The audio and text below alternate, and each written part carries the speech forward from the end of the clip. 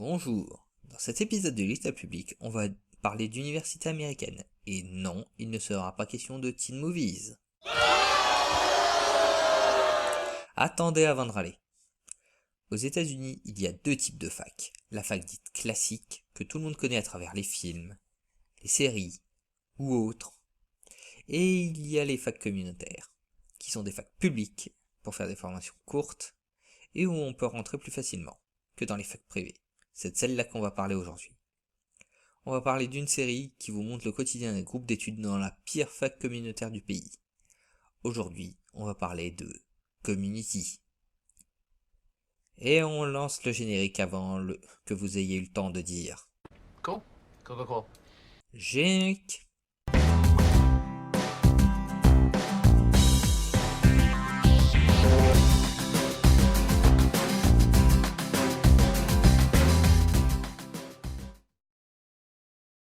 Community est une série comique américaine diffusée sur NBC qui a diffusé des séries comme Friends, The Office ou encore Heroes. Puis sur Yahoo pour la saison 6. Elle a été créée par Dan Harmon, qui en est aussi le producteur. Un mec qui n'a pas fait des trucs super connus, mais qui a bossé avec Jack Black et Hugh Jackman. La série a été diffusée entre 2009 et 2015 et compte 6 saisons. Si tout se passe bien, elle devrait se finir sur un film. Comme le dit le hashtag, 6 Seasons and a Movie. Au passage, la série a gagné 15 récompenses et a eu droit à 54 nominations. Comme dit dans l'intro, la série nous fait suivre un groupe d'études dans cette fac farfelue qui est Greendale. Pour parler de Greendale, voilà à quoi ça ressemble.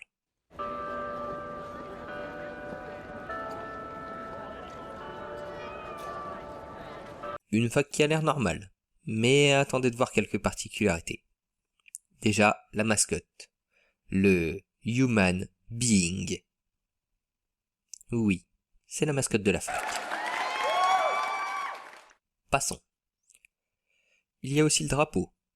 Voilà, je vous laisse le temps de comprendre cette image.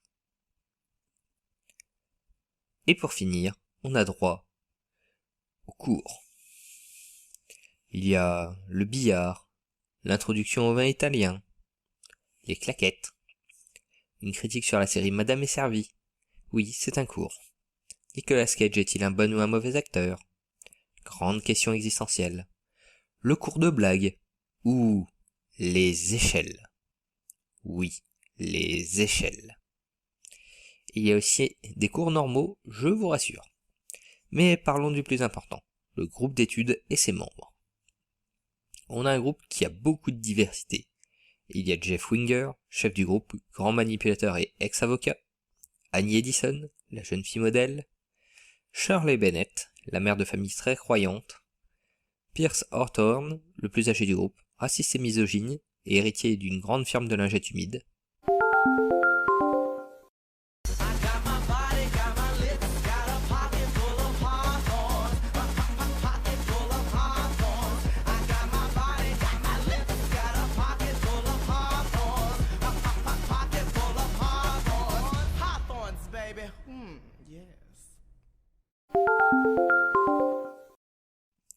On avait dit non aux coupures pub, bordel!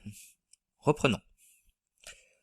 On a aussi Troy Barnes, ancien joueur de football américain, Abed Nadir, un mec ne vivant que pour les références à la pop culture et se voyant constamment comme un personnage de série, et Britta, l'activiste du groupe, qui est pour toutes les causes plus ou moins humanitaires. Je pourrais aussi citer Ben Chang, qui fait plus ou moins partie du groupe, et qui est joué par Ken Jeong, que vous avez déjà sûrement vu dans Very Bad Trip, mais son rôle est un peu trop complexe à expliquer ici. On a aussi droit de temps en temps à quelques acteurs, plus ou moins connus, qui font des apparitions. On a Paget Brewster, qui a joué dans Esprit criminel, Jonathan Banks, qui a joué dans Breaking Bad, Rob Corddry, de Children's Hospital, Michael Kenneth Williams, de Surécoute, Matt Jones, de Breaking Bad, LeVar Burton, de Star Trek, Anthony Michael Hall, de Dead Zone, Giancarlo Esposito, de Breaking Bad, encore une fois. Et il doit vraiment aimer Breaking Bad parce qu'il y a même le créateur de la série qui fait une apparition. Mais bon. Cette série a de nombreux points positifs. L'humour y est omniprésent, même s'il peut y avoir des moments sérieux quand c'est nécessaire. Mais la série ne se prend généralement pas trop au sérieux et les scénaristes vont à fond dans leur délire. ce qui donne parfois des concepts d'épisodes originaux avec des idées qui sont assez éloignées de la série d'origine. L'épisode de Noël en pâte à modeler, les épisodes style comédie musicale, l'épisode d'Halloween avec l'invasion de zombies, le documentaire de guerre, l'épisode en hommage au dessin animé de G.I. Joe, l'épisode en 8 bits dans un jeu vidéo, l'épisode Donjons et Dragons, ou encore les meilleurs épisodes, les compétitions de paintball. Comme ça, vous pouvez vous dire qu'il n'y a rien d'exceptionnel dans une partie de paintball. C'est que vous ne connaissez pas celle de Greendale. Prenons l'exemple de la toute première. Voilà Greendale avant la partie. Et 1 heure après. Ce que j'ai oublié de vous dire, c'est le fonctionnement de ce tournoi.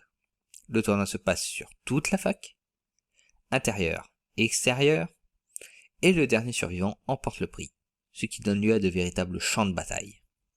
Ces épisodes font sûrement partie des meilleurs de la série. Et dans les saisons suivantes, ça va même encore plus loin avec des thématiques, comme celle de la saison 2 sur le Far West.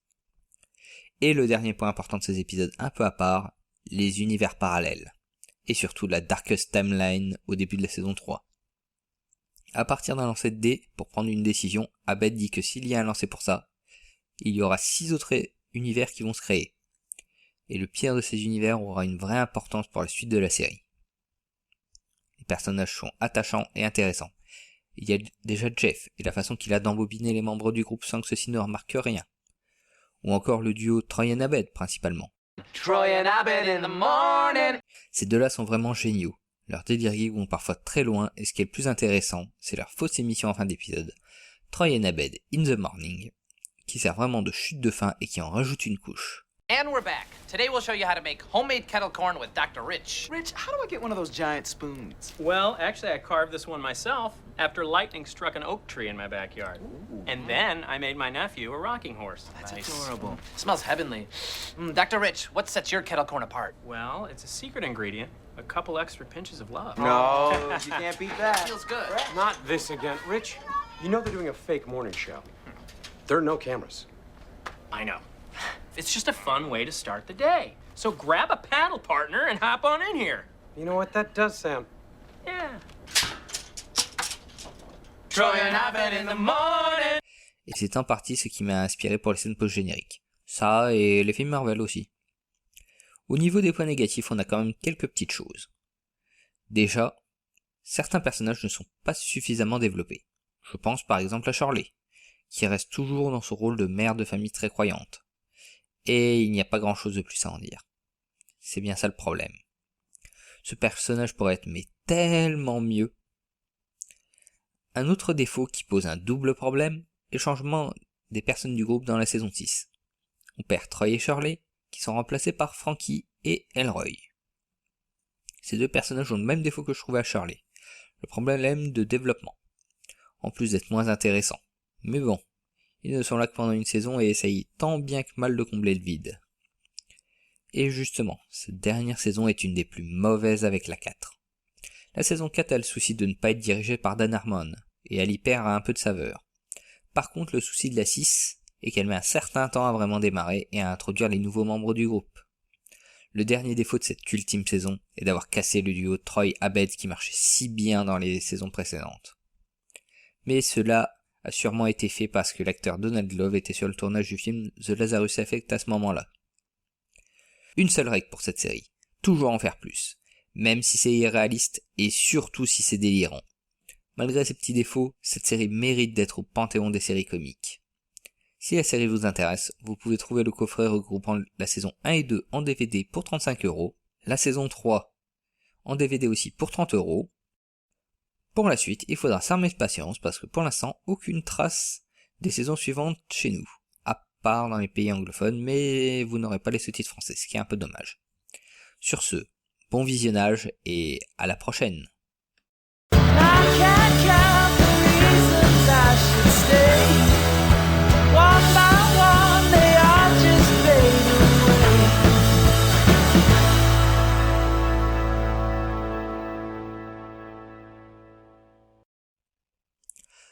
Pour la fin de cet épisode, nous allons demander à notre invité du jour de nous donner son avis sur l'émission. Alors, Terminator, t'en as pensé quoi de cet épisode ? I'll be back.